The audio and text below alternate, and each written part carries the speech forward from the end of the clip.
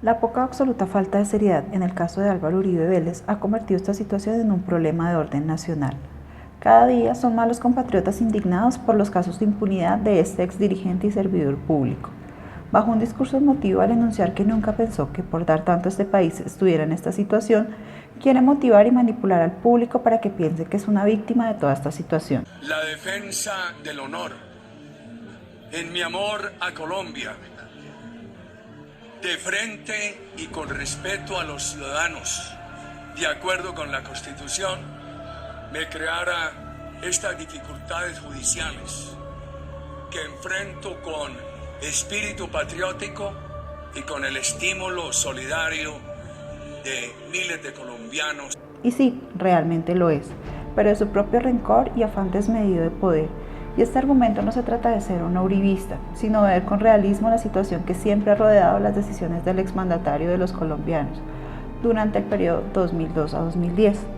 Aún son 9 años en los que dejó de ser presidente, pero no de intervenir en las decisiones del país. Con varios intentos de dejar a un presidente que fuera manipulable de acuerdo con sus pretensiones, para el año 2010 apadrinó la campaña política de Óscar Iván Zuluaga para subirlo al poder como el primer mandatario de los colombianos, y quien perdió contra Juan Manuel Santos. Las acusaciones para el hoy senador de la República, Álvaro Uribe Vélez, y por las que formalmente está vinculado, se tratan de fraude procesal y soborno, por manipular el testimonio de Juan Guillermo Monsalve, quien lo relaciona con el bloque Metro de las Autodefensas. Como es sabido por muchos, durante el periodo en el cual Uribe fue gobernador de Antioquia, se instauraron las Autodefensas Unidas de Colombia, como un medio de defensa en contra de los brotes de violencia que para la época golpeaban al departamento antioqueño, y en el que se dotó de armamento a civiles para su propia defensa. En cuanto a los actos de habla, debemos entenderlos como una unidad básica de comunicación que se divide en acto locutivo, ilocutivo y perlocutivo. De ahí que se clasifiquen según su intención y función. Para el problema expuesto encontramos que la retórica del exmandatario está perfectamente distribuida dentro de la clasificación de tipos de habla que conocemos. En primera instancia, con su acto asertivo expresa su posición y describe la situación que atraviesa.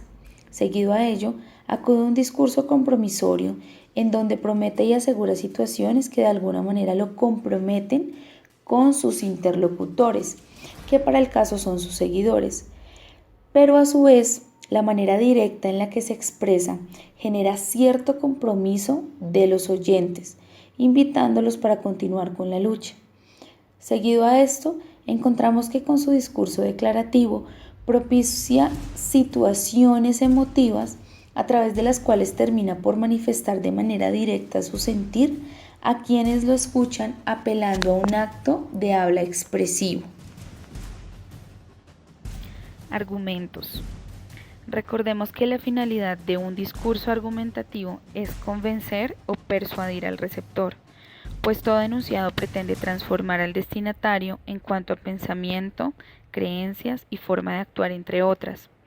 Para ello, tendremos en cuenta la tipología de los argumentos que son usados durante los recientes discursos del senador. Es muy usual al escucharlo hablar que utilice argumentos que ejemplifican, lo hace constantemente, sobre todo cuando trata de persuadir audiencias y citar situaciones vividas. Ocasionalmente incluye en su discurso argumentos de autoridad, basados en frases políticas, de radicalismo de ultraderecha y situaciones que favorecen su imagen frente a interlocutores. Lo mismo ocurre con sus argumentos por analogía. Aunque no es tan fácil notarlos durante su discurso, se apoya en ellos para engranar una retórica que le permita contextualizar a sus interlocutores con un tema expuesto. De otra parte, vemos cómo utiliza argumentos deductivos que, basados en premisas, terminan por darle la razón en muchas ocasiones, sobre todo con relación a los ataques de sus contradictores. Finalmente, cuando usas en su discurso argumentos de causalidad, podríamos inferir que son los más usados por el exmandatario, pues no tienen una verdad definida y trata de soportar con las causas más probables el discurso expuesto. ¿Cuánto me duele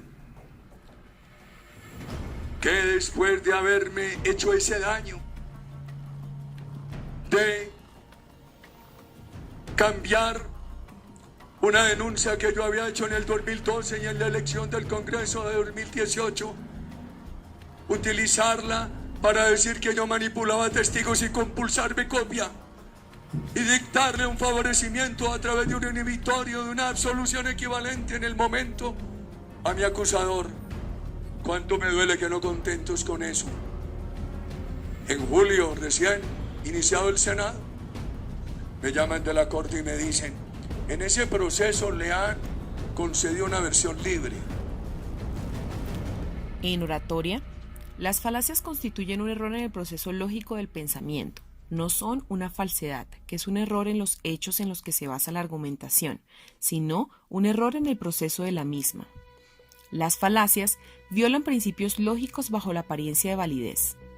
Cuando descubrimos las falacias en el discurso, descubrimos cómo se ha confundido a la audiencia para hacerla creer en algo. Dentro de las falacias extra dictonem, por ejemplo, en estas se incluyen una asunción falsa no relacionada con el uso de la gramática. Las falacias ignoratio elenchi o refutaciones ignorantes, en su traducción directa tan contundente, son usadas con frecuencias por los políticos en su discurso.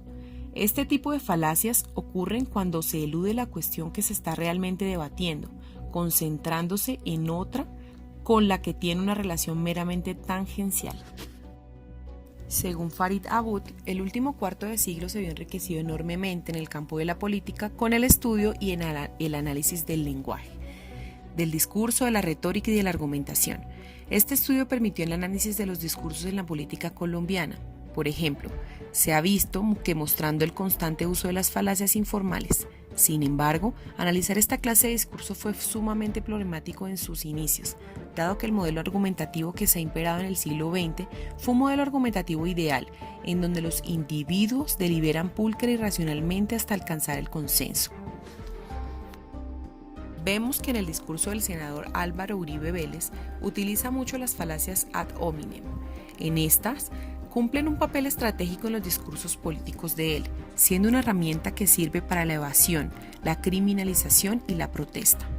Con el papel evasivo se constituye un trabajo reprobable desde el punto de vista argumentativo. Su empleo para la criminalización se caracteriza por ataques esencialmente infundados y carentes de justificación, por lo que constituye una incitación al ejercicio de la violencia. Su empleo como forma de protesta solo puede justificarse en el caso de que alguna conducta vaya en contra de un adecuado desarrollo del ejercicio deliberativo, siendo esencialmente una herramienta crítica y emancipadora. Esto permite concluir que el ad hominem puede ser utilizado de manera tanto positiva como negativamente. Esto nos puede llevar a reivindicar su importancia y su papel dentro de los discursos, y específicamente en estos discursos políticos. Me llaman de la Corte y me dicen: en ese proceso le han concedido una versión libre. Finales de 2018, julio de 2018, proceso que había empezado en el 2012. Pero aquí le han abierto otro y lo citan a indagatoria por fraude procesal y soborno de testigos. Proceso que yo no conocía. El ad hominem atraviesa no solo el logos de un discurso, sino también el pathos. Sobre el logos es usado con la intención de persuadir y sobre el pathos es utilizado con la intención de reducir al otro a un interlocutor no válido. Ambos aspectos tienen que tenerse en cuenta a la hora de evaluar un argumento. En los modelos reales de la comunicación abundan las pasiones, las emociones y los sentimientos, los cuales nublan el recto juicio de la razón, haciendo perder de vista el noble ejercicio de la política, como Dussel expresa. Es por esto que autores como Fogelin y Amosi han girado la mirada a un análisis del discurso y a una teoría de la argumentación basada exclusivamente en la polémica y en el discurso refutativo. Como bien expresa Wood, una de las razones por las que el discurso político está contaminado de falacias es por el carácter constitutivo de este. Generalmente se enfrentan personas con tesis radicalmente opuestas y en muchos casos ambas tesis son inconmensurables. De esta manera, los que disputan se enfrentan agonísticamente viéndose como adversarios, llegar a atacarse personalmente, por ejemplo. Es por ello que un discurso político rara vez llega a buen término o a un consenso donde ambas partes queden igualmente satisfechas.